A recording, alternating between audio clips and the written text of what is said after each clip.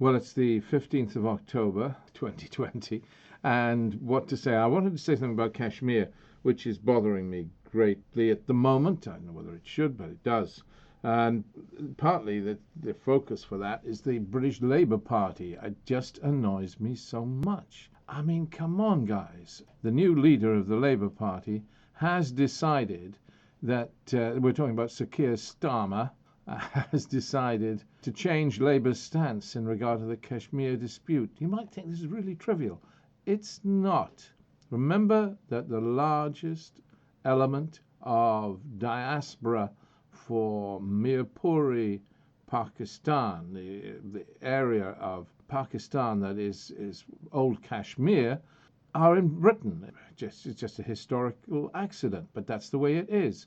So Britain has a huge population from Kashmir, from Pakistan side administered Kashmir, not rather than from the valley and Indian side administered Kashmir. So it's a big issue. And Keir Starmer has changed Labour's stance. He did so on the 6th of May, pretty early on, with a statement. And he said, this is a matter for the Indian Parliament. Kashmir is a bilateral issue for India and Pakistan. Now, that's really something. He's done it because he wants to distance himself from the Kashmir issue and curry votes with Britain's Indian community. That is, Britain's Hindu community, who are originally ancestrally, from of Indian heritage. So there is a loyalty. It's just natural. There's a tendency for a loyalty to India on the part of people who are from the Indian diaspora. And Keir Starmer's stance has been welcomed by Labour friends of India. Now remember that in Britain there is a kind of historical divide. And the people from the Hindu community have tended to be very strongly conservative in their voting patterns, whereas the tendency has been from people from the Muslim community in the United Kingdom, and this is a big generalization, I appreciate, to have been Labour. And so Labour has been able to rely on the votes of the big Mirpuri communities in places like Birmingham and Manchester and Bolton and all over. So they've got that. Keir Starmer's got that in his back pocket, hasn't he? What he hasn't got is the vote of the Indian diaspora, who traditionally vote Conservative. So he's feeling self-assured. He thinks he's got the Kashmiri diaspora there safe and sound, so he can busily betray them whilst currying favour with the Indian diaspora. Cynical little worm that he is. Honestly, come on. Oh, he's in his way, a great man. He's going to be a great leader of the British government. He will rule Britain in due course because Boris Johnson's days are numbered just as much as dear Donald over in America. I mean, it's the mishandling of the COVID issue. I wonder actually whether Narendra Modi in India, the extremely right. I mean, it makes Donald Trump look like a pussycat. Modi, the extremist prime minister of India, his days may be numbered for similar reasons. Can he go on when they have an election? But the trouble is, they've had an election last year, and so there won't be another election in India until what? It's a while to go. 2024. 2024, May 2024. Elections have to be held. An Indian general election has to be held on or before 19th of May 2024. Well, that's a long wait. I mean, people compare Narendra Modi's policies to, they are extreme. And his abolition of Article 370 goes against the Indian Constitution, but nobody stopped him, which gave some form of autonomy for Kashmir, was a horrendous act of betrayal for the people of Kashmir, who cherish their autonomy, and it's so wrong. But Pakistan hasn't been particularly helpful either. Pakistan's refusal to negotiate has been absolutely disgraceful, actually. I've said this before, but Pakistan does the old same thing that the Palestinians do with, or at least the Palestinian leadership does, the same thing as the Pakistan leadership. So over this contentious issue, you know how it is with Palestine. Abu Mazen, the president of Palestine, refuses to negotiate with Israel as long as settlement building continues. That's the general stance over many, many years. And of course, that really empowers Israel, because Israel can say, well, thank goodness for that. All we have to do is continue building settlements, and we don't have to deal with the Palestinian peace process, and we can blame Abu Mazen. We get a similar kind of approach now from the leadership of Pakistan, where it says, we're not going to talk to India until it revokes its abolition of Article 370 in regard to Kashmir. So India can say, oh, well, thank you for that, Pakistan. We don't need to talk to you then. That's good. And it's all your fault. You know, this kind of childish international politics that Pakistan is engaging in. Pathetic, really. At least it's not as cynical as Keir Starmer and the Labour Party in Britain.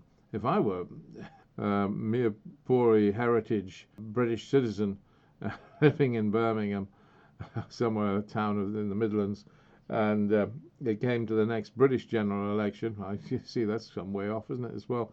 I would certainly not be voting Labour. I'd pick some independent party. Gosh, Green or something. But anyway, someone with a little conscience in this context. But not Labour, given its cynicism over the Kashmir issue. I might not want to vote for Boris either. But anyway, I just am shocked by Keir Starmer's play. And it's interesting, though, I mean, India has become ideologically anti-Muslim. If you're looking at the behavior of Narendra Modi and his whole leadership of the Lok Sabha in India, the way it's behaved is staggering. And there's no British stance on this. I mean, the British government doesn't take a position on Kashmir, not a significant one, or on India's behavior with its racist laws. Well, no, not exactly racist so much as, you know, the four freedoms, the great four freedoms, Roosevelt's four freedoms, on which the Universal Declaration of Human Rights is based by the United Nations. You know the great four freedoms, on which the Universal Declaration of Human Rights based. Roosevelt's four freedoms: freedom from fear, freedom from want, freedom of expression, freedom of religion. Freedom of religion. Freedom of religion is what is being compromised here, because there's no fair play in India with regard to the Muslim community, and it's so unfair, this lack of justice. So what is there any British stance on this? No. British foreign policy, British just ignores the Kashmir issue. And look at Kashmir. You could say it's been in kind of lockdown since August 2019. We've had lockdown off and on with COVID.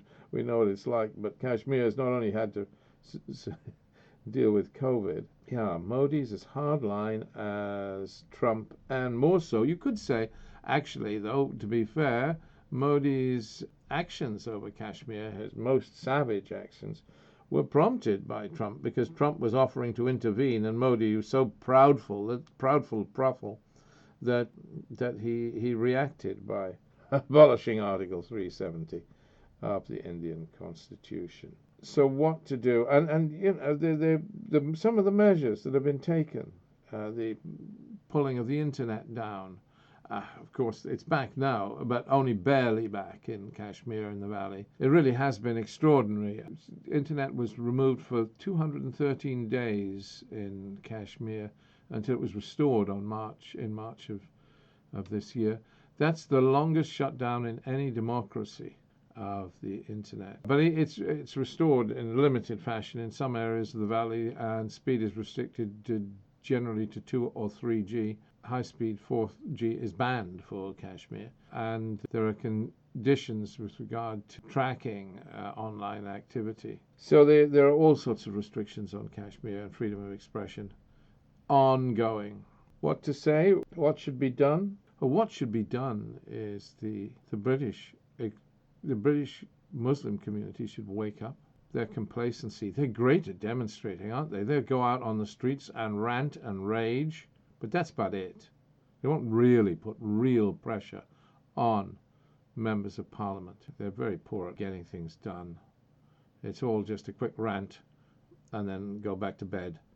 They're really a complacent lot when it comes to any real political activism. They have, they put on side meetings at the Conservative parties, national conferences, that kind of thing. Do they really lobby their MPs? They need to engage with all sides in British Parliament and stop just playing with Labour. Labour has betrayed them, and they may as well come to realise that and look at other options. They can put pressure on Keir Starmer, but I think he's a lost cause as far as the British Muslim community is concerned.